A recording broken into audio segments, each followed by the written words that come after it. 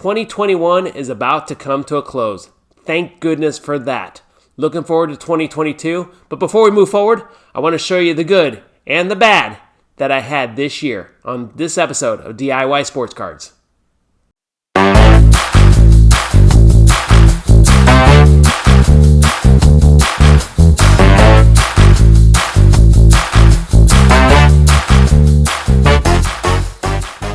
Hello everyone and welcome to another episode of DIY Sports Cards, a production of IconicTradingCards.com.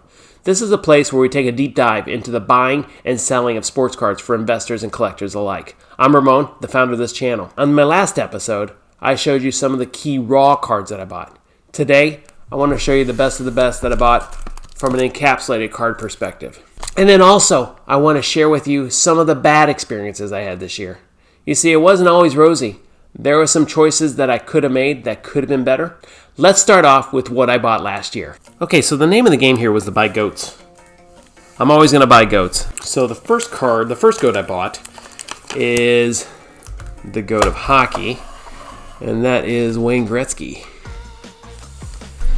Bought this card in a grade 6. Actually, I bought this card raw, had it graded, and it came back a 6 in 2021. Happy with the outcome on this, even with the dimple that I apparently created on this card earlier in the year. Stuff happens. It does suck.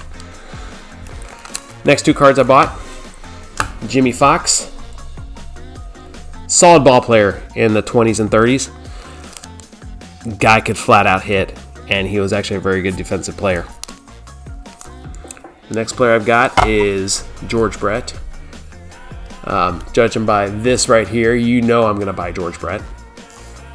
Got that in a grade 8. Again, another card I had graded along with the Gretzky. Didn't have this in my collection as a kid. I actually picked it up on eBay. So it was cool to see this card come back graded in 8. I was hoping for a little bit higher. PSA got really rigid on this. There's a fisheye print right there next to the S, and there's a little bit of off-centering. But still, I kind of wish that would have come back a 9, but we'll see. Do I want to resubmit that? Probably not. That's not what I do. Okay, the next two cards I'm looking at are running back goats, two of the three greatest running backs of all time. The third one being Jim Brown. First one is Barry Sanders in a 9.5 with BGS, gem mint.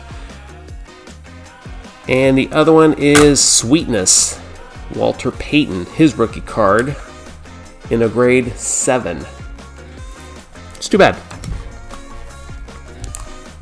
All right, next player I'm looking at are probably my favorite player of all time, even though I've never seen this guy play, and that's Mickey Mantle. I got his 54 Red Heart in a grade 4, and his 54 Bowman in a grade 4. Both of these cards were bought on the same day. Early in August, I came down with COVID and was knocked out for about 2 weeks sitting in bed. So when I was bored out of my mind, I couldn't work, couldn't do anything. eBay and online shopping was my best friend, but it was also my curse. So I picked up these two cards off auctions that I was participating in. As you can see, I won them both. Also picked up the 1966 Topps Venezuela Mickey Mantle. This is graded authentic. I couldn't understand why, because I know it's a discolored a little bit, but don't really understand why this is being graded as authentic. I mean, if you look on the back, I mean, it has a small scratch and scuff in it, but yeah, I think they undergraded this one. Got really tough on the grading. Anyhow, found that one online as well. And the last Mickey Mantle is a 1958 Topps, probably one of my favorite cards along with the 59. Got this one in a grade 6. This is a tough card to find, at least in the condition. And when they're in good conditions, people are asking for like $1 billion for this thing. So one card I'm always going to be in pursuit of. Having one is not the goal. I hope to have a few of these, and I really hope one day to get a higher graded 58 Mantle. Moving on. Next two cards I got Remember those 254 Mantles I bought on auction with eBay? Well, yeah, this is probably the other card I bought on auction that same day as well. 1954 Topps Jackie Robinson card. Sitting in bed, I saw the movie 42, and when I was done with that movie, I was thinking, I need to get a Jackie Robinson card. So, went out and bought one. In addition to that, got the 1936 Diamond Stars Jimmy Fox. Got this card in a grade 5.5. Surprised to see the condition of this card. Also surprised to see how many cards of the 1936 Diamond Stars are actually out there graded. More than you think. You should check out the pop count. Alright, next cards I bought are Julius Irving. Rookie card in a grade 5. Connor Mcdavid. If you go fast forward 10 years and look back on his career in the 2020s, Connor McDavid should be considered one of the great players of the 2020s in hockey, if not all sports. He produces in hockey like Mike Trout produces in baseball. I think he's a great investment. His card prices are up a little bit right now, but I think it will be justified, especially if the Edmonton Oilers start winning a Stanley Cup or 2 or 3 in the 2020s. Look out for Connor McDavid going forward. Okay, the last 2 cards I have are the final 2 GOATs that I have in my collection. The first one is Max Schmeling with Babe Ruth. 2 GOATs, 1 card. This is a 1932 Bulgaria photo. Max Schmeling, if you don't know him, was a heavyweight boxer. This picture, I believe, was taken shortly after he knocked out Joe Louis in a fight in 1932. Now, those two had a rematch 5 years later, to which Joe Louis dominated Max Schmeling. But regardless, this is when Max Schmeling's name couldn't have been bigger. And here he is with Babe Ruth. Now, the other GOAT I have is the GOAT of eating. Probably not someone I want to emulate, because I'll probably gain 100 pounds if I follow him. And that is Joey Chestnut's rookie card in an auto.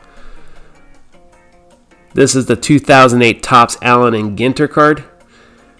Picture of Joey Chestnut with a whole heaping pile of hot dogs and his autograph right across him. It's been authenticated. It's a Gem Mint 10. This card is my Rachmaninoff second, my Pieta. This is my Sistine Chapel ceiling. I am very happy to have this card in my collection, and will continue to have in my collection going forward for the years to come. Anyways, that's all she wrote. So those are some of the key purchases that were made, the good ones. Those are some of the best of the best. Now let's have a look at the ones that didn't turn out so well. Crickets, crickets, crickets. I didn't make a single bad card purchase in 2021. You see, of the many purposes I had to buy each card, one of the top reasons I bought them was because I wanted to have them. If everything is about making money as fast as possible, this hobby would not be a hobby. It'd be a job. And quite frankly, I do love working in the card business, but I don't want to do it in such a way that it becomes so stringent on having to make profits as quickly as possible. I'm trying to get away from stress with the everyday life, not create additional stress in the thing I love. So that's why you're not going to see anything from me as it deals with buying bad purchases, because quite frankly, I didn't have any. Now, yes, did I make bad life decisions? Sure. I bought potato chips when I should have bought vegetables. Maybe I had a few too many beers throughout the course of the year. My net weight loss from January 1 to December 31 wasn't as much as I had hoped. Sure, I lost some pounds, but I could lose a lot more. And it's not because of the aesthetics. It's because, quite honestly, my body is telling me I need to lose more weight if I want to stay healthy. It's just how it is. With the selection of cards that I have, nothing here really disappointed me in terms of purchasing. Nothing that I purchased this year really disappointed me because, quite frankly, I'm so happy to be part of this industry. This journey started when I was a kid. Yes, I took a few decades off to get married, to raise a family, But now that we're at a point where things are starting to stabilize, getting back into the card industry, getting back into this hobby, it should be fun. And the one thing I encourage for you is try to make it as fun as possible. You see, it's not always about making money. Go do the things that you want to do.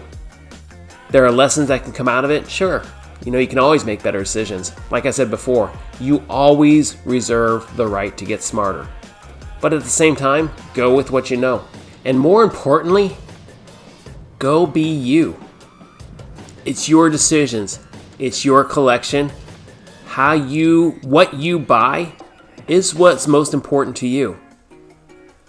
I can tell you what I bought, but it may not be necessarily the right cards for what you want to buy. And that's okay. Because my influence is really not about what to buy. It's about the approach and the excitement of what this hobby can bring to you.